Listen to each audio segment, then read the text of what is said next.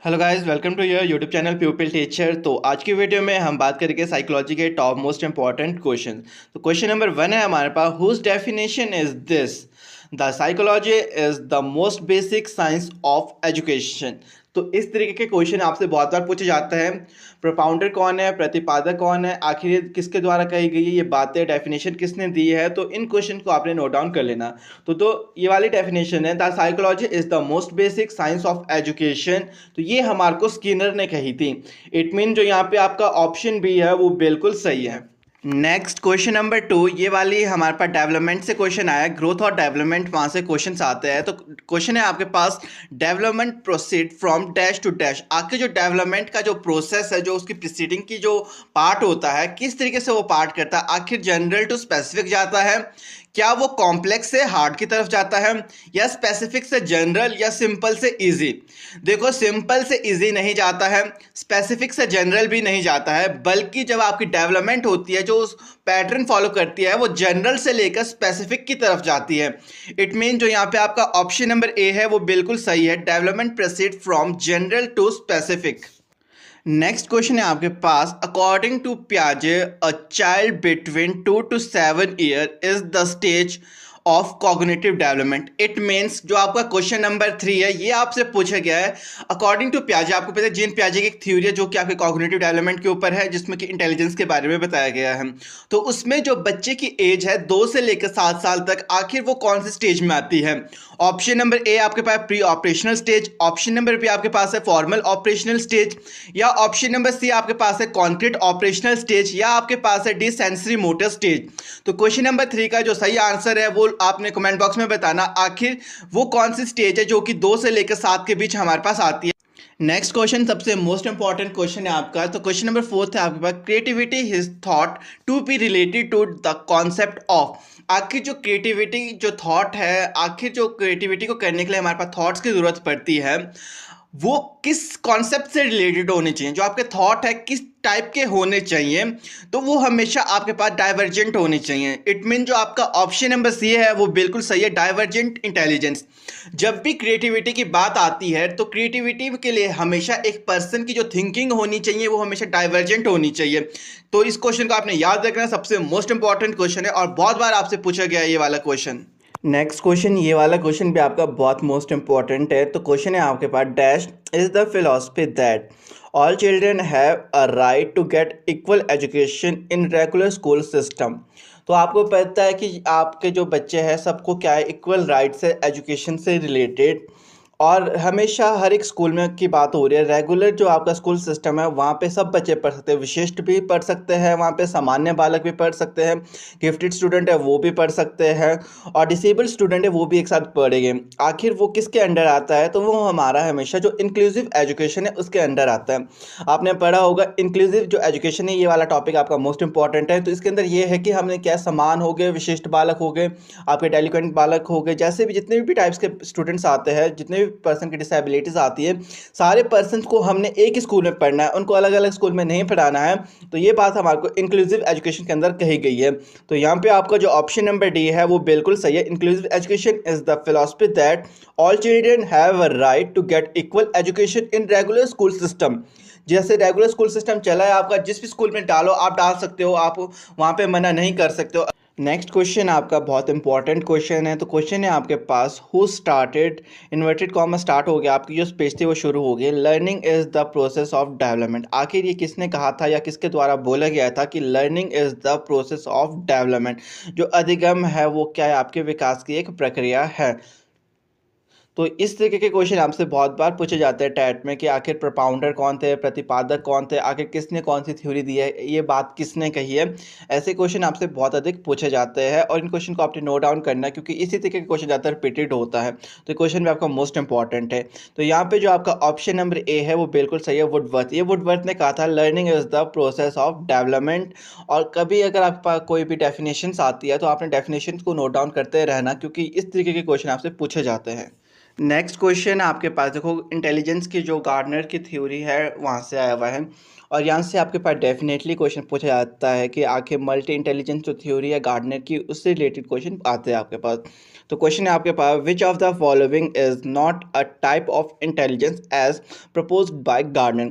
आखिर जो आपके पास यहाँ पे टाइप्स बताए गए, इनमें से कौन सी ऐसी इंटेलिजेंस है जो कि टाइप गार्डनर ने नहीं बताया था। तो अगर हम यहाँ पे बात करते हैं म्यूजिकल इंटेलिजेंस, जिसके बारे में हमारे को हार्वर्ड गार्डनर ने बताया था कि एक पर्सन के अंदर जो म्यूजिकल इंटेलिजेंस होती है वो होती है। और आपके पास लिंग्विस्टिक जो इंटेलिजेंस है ये भी होती है। ऐसे पर्सन जो कि बातचीत करने में या जैसे डिस्कशन में बहुत तेज़ होते हैं, उनको हम, उनके अंदर क्या है, जो आपकी लिंग्विस्टिक इंटेलिजेंस है वो ज़्यादा होती है। ऑप्शन जो डी है वो है आपका लॉजिकल मैथमेटिकल इंटेलिजेंस, ये भी होती है मैथमेटिकल इंटेलिजेंस। बट जो आपके ऑप्शन नंबर सी है यहाँ पे क्रिएटिविटी इंटेलिजेंस, इसके बारे में हमारे पास हार्वर्ड गार्डनर ने नहीं बताया था। और हमसे क्वेश्चन यहाँ ये पूछे गए थे कि आखिर कौन सी टाइप नहीं बताई गई थी। तो यहाँ पे आपका ऑप्शन नंबर सी बिल्कुल सही है। जो क्रिएटिविटी इंटेलिजेंस है ये हमें गार्डनर ने नहीं बताई थी, बाकी जो ये तीनों टाइप्स है इनके बारे में गार्डनर ने बताया था। और अगर हम बात करें गार्डनर ने कितनी टाइप्स बताई थी, तो हमारे पास 8 टाइप की इंटेलिजेंस बताई थी। नेक्स्ट क्वेश्चन, ये वाला क्वेश्चन भी इंपॉर्टेंट है, मोटिवेशन वाला टॉपिक, इसके बारे में भी हमने बात की थी। आपको पता है मोटिवेशन दो प्रकार की होती है, एक इंटरनल होती है और एक एक्सटर्नल होती है। तो क्वेश्चन यहाँ पे पूछा गया है, विच of the following is not an example of acquired motive. यहाँ पे जो एक्सटर्नल मोटिव है उसकी बात हो रही है, यानी कि जो एक्सटर्नल मोटिव होती है उनको क्या है, हम एक्वायर्ड कर सकते हैं। बट जो इंटरनली होती है वो हमारे अंदर पहले से होती है और सबके अंदर होती है। अगर हम सोने की बात करते हैं तो स्लीपिंग भी आ सकता है इसमें, और लव हो गया, फियर हो गया, ये सब क्या है, हमारे आ सकते हैं इसके अंदर। बट अगर हम एक्वायर्ड मोटिव्स की बात करें, और इसमें पूछे गए आखिर ऐसा कौन सा एग्जाम्पल है जो एक्वायर्ड मोटिव के अंदर नहीं आता है। अगर हम एटीट्यूड की बात करें तो ये हमारा एक्वायर्ड मोटिव के अंदर आता है, क्योंकि एटीट्यूड एक पर्सन के अंदर पहले से नहीं होता है। और इंटरेस्ट की बात करें, ये भी हमारा एक्वायर्ड मोटिव के अंदर आता है। और आपकी जो क्यूरियोसिटी होती है, जिज्ञासा, ये भी आपकी जो एक्वायर्ड मोटिव है उसके अंदर आती है। बट अगर हम हंगर की बात करें, ये हमारा एक्वायर्ड मोटिव के अंदर नहीं आता है, ये हमारे इनेट या इनबॉर्न जो आपके मोटिव होता है उसके अंदर आता है। यानी कि आपका इंटरनली जो मोटिवेशन होते हैं, मोटिव होता है, उसके लिए इंपॉर्टेंट है जो हंगर। बट अगर हम एक्सटर्नली की बात करें, वहाँ पे हंगर की ज़रूरत नहीं होती है। इट मीन यहाँ पे आपका ऑप्शन नंबर डी बिल्कुल सही है, क्योंकि हमसे क्वेश्चन में पूछा गया कि ऐसा कौन सा एग्जाम्पल है जो कि हमारे पास एक्वायर्ड मोटिव के अंदर नहीं आता है। नेक्स्ट क्वेश्चन आपके पास आया हुआ सोशलाइजेशन, जो समाजीकरण है, यहाँ से क्वेश्चन आपसे पूछे जाते हैं डेफिनेटली, क्योंकि टॉपिक आपके पास है टेट में। तो क्वेश्चन है आपके पास, which of the following is an example of secondary socialization agency. आखिर जो आपके पास यहाँ पे एग्जाम्पल्स बताए गए हैं, इनमें ऐसे जो आपका सेकेंडरी सोशलाइजेशन एजेंसी कौन सी है। तो प्राइमरी आपकी हमेशा होती है आपका घर परिवार, जहाँ पे बच्चा रहता है उसका आसपास का जो एरिया है। सेकेंडरी होता है जहाँ पे बच्चा वर्किंग प्लेस में जाता है, कहीं बाहर जाता है, वो आपका आता है सेकेंडरी में। तो ऑप्शन ए आपके पास फैमिली एंड नेबरहुड, तो ये तो आपका प्राइमरी है, क्योंकि फैमिली जो परिवार है वो तो आपका पहला जो एजेंसी आती है, ठीक है, प्राइमरी, प्राथमिक। अगर हम बात करते हैं ऑप्शन बी, तो ये आपका फैमिली एंड जो मीडिया है। बट यहाँ पे जो फैमिली आ गई है ये एक प्रकार की प्राइमरी आ गई है, तो ये भी नहीं होगा आपका सेकेंडरी का एग्जाम्पल। ऑप्शन सी है आपके पास स्कूल एंड मीडिया, ये बिल्कुल सही है, क्योंकि जहाँ पे बच्चा या तो कोई नॉलेज के लिए जाता है या वर्किंग एरिया में जाता है, कोई वर्क करने जाता है, वो हमेशा आपका जो सेकेंडरी जो एजेंसी है उसके अंदर आता है। अगर हम ऑप्शन डी की बात करें मीडिया एंड नेबरहुड, तो नेबरहुड आपका क्या है, आसपास का जो एरिया है, ये भी आपका प्राइमरी के अंदर आता है। तो यहाँ सिर्फ आपका ऑप्शन नंबर सी बिल्कुल सही जाएगा, क्योंकि ये आपका सेकेंडरी एजेंसी आता है सोशलाइजेशन का। और सोशलाइजेशन सबसे मोस्ट इंपॉर्टेंट टॉपिक है, यहाँ से क्वेश्चन आपसे डेफिनेटली हर साल पूछे जाते हैं। नेक्स्ट क्वेश्चन सबसे इंपॉर्टेंट थ्योरी से क्वेश्चन है आपके पास। तो क्वेश्चन है आपके पास, अकॉर्डिंग टू डैश, आखिर किसके द्वारा, ठीक है, according to dash is important to understand the social process. आखिर किसके द्वारा ये माना गया है कि जो आपकी सोशल प्रोसेस है वो उसको जानना, उसको समझना आपके लिए बहुत महत्वपूर्ण है, सबसे इंपॉर्टेंट है। And influence of the culture context on the child thinking, और जो कल्चरल के बारे में, यानी कि यहाँ पे समाज और आपका जो कल्चरल है उसके बारे में बात हो रही है। और समाज की बात, सोसाइटी की बात अगर हम करते हैं, या अपने कल्चर की बात करते हैं, या अपनी लैंग्वेज की बात करते हैं, इन तीन एस्पेक्ट्स, इन तीन एलिमेंट्स के ऊपर सिर्फ एक पर्सन ने वर्क किया था, बताया था हमें, वो है हमारे पास लेव वाइगोस्की। यानी कि यहाँ पे according to Vygotsky, is important to understand the social process and influence of the culture context on the child thinking. It means जब भी आपके पास कहीं पे भी सोसाइटी की बात होती है, या कोई लैंग्वेज की बात होती है, या फिर आपके कल्चर के बारे में बात की जा रही है, तो वो सिर्फ वाइगोस्की के थ्रू बात की जा रही है, यानी कि वाइगोस्की ने उसके ऊपर वर्क किया। तो यहाँ पे आपका ऑप्शन जो सी है वो बिल्कुल सही है, और ये वाला क्वेश्चन बहुत इंपॉर्टेंट है, और वाइगोस्की के कॉन्सेप्ट से हमेशा क्वेश्चन आपसे पूछे जाते हैं। नेक्स्ट जो क्वेश्चन है आपका, ये आपके पास जीन पियाजे की जो थ्योरी है उस कॉन्सेप्ट से क्वेश्चन पूछा गया है। तो जीन पियाजे जो है वहाँ से इंपॉर्टेंट क्वेश्चन आते हैं, और इन्होंने हमारे पास कॉग्निटिव डेवलपमेंट और इंटेलिजेंस के ऊपर बात की थी, ठीक है।